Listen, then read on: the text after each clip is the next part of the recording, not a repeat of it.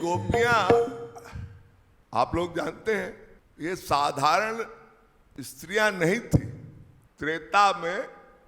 त्रेता युग में भगवान राम का जब अवतार हुआ, अनेक अनेक तपस्वी ऋषि मुनि दंडकारण्य के स्थान पर बहुत दीर्घ काल से साधना तपस्या करते रहे। उन्हें भगवान राम का साक्षात्कार प्राप्त हुआ, प्रत्यक्ष दर्शन हुए। भगवान राम ने उनको आशीर्वचन दिया, उनको प्रेम दान किया। यथा कथनचित प्रेम दान हो चुका और वो महर्षि, वो दंडकारण्य के ऋषि भगवत प्राप्त हो गए। लेकिन मन में एक कहीं न कहीं एक अजीब सी लालसा, प्रेम का भाव उत्पन्न हुआ और उन्होंने निवेदन किया, प्रार्थना की, हे प्रभु, माना कि आप सर्वेश्वर सर्वशक्तिमान पूर्णतम पुरुषोत्तम प्रभु राम हैं, लेकिन हम जो हमारे वेदों में बड़े बड़े ऋचाओं के माध्यम से आपके उस चरम परम तत्व माधुर भाव के प्रेम की व्याख्या की गई है, हम उस रस के अभिलाषी। भगवान राम ने कहा, भाई ये तो मेरा अवतरण हुआ है मर्यादा पुरुषोत्तम का, मैं जानकी के अतिरिक्त मैं कहीं दृष्टि रखता ही नहीं, मैं विवश हूं। तुम्हारा ये मनोरथ द्वापर के अंत में जब मैं अवतार लेकर आऊंगा तभी पूर्ण होगा। पद्म पुराण में भगवान वेदव्यास ने इसका निरूपण किया है। द्वापरांते करिष्यामि भवती नाम मनोरथम। भगवान कह रहे हैं दंडकारण्य के ऋषियों से, द्वापर के अंत में तुम्हारा ये मनोरथ पूर्ण करूंगा, तब तक तुम लोग साकेत लोक वास करो। भगवान राम का साकेत लोक यही हुआ।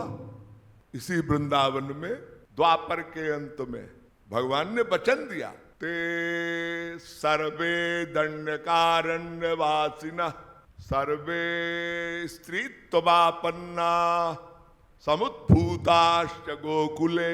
ये मंत्र है पद्म पुराण का, बहुत स्पष्ट क्लैरिफिकेशन है।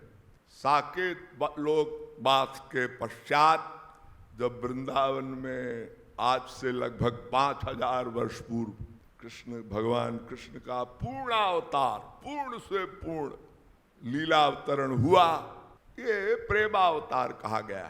तभी महारास रस का सृजन हुआ है।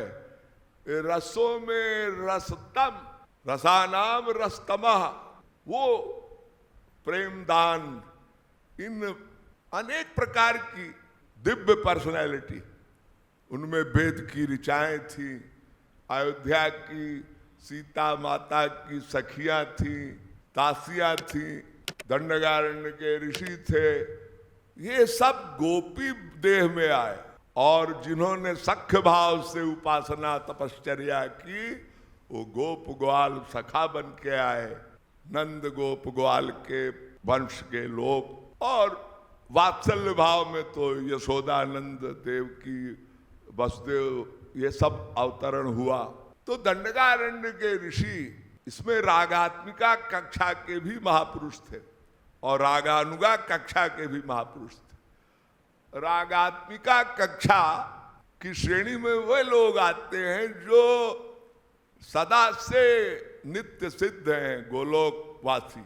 अब इसमें ब्रह्मा शंकर सब आते हैं, उनके नित्य स्वांश, और विभिन्नांश हैं, वो तो रागानुगा के भक्त हैं, वो भी आए।